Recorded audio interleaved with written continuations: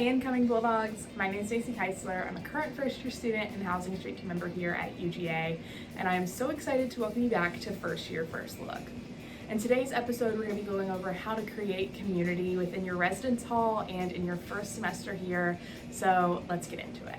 So first off, do not be afraid to contact your RA. So a resident assistant is going to be provided to you either on your wing or on your hall from University Housing, and they are going to be planning events to get you more involved within your residence hall.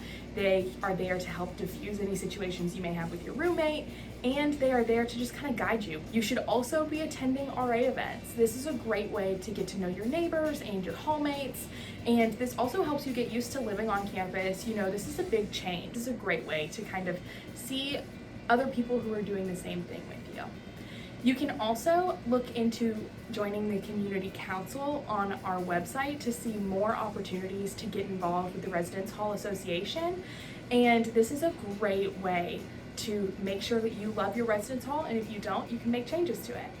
So with that, I just want to thank you all for following along on our First Year First Look journey. I'm so excited that I was able to put together this guide for you guys, and I am so excited, and I know University Housing is too, to welcome you to campus this fall.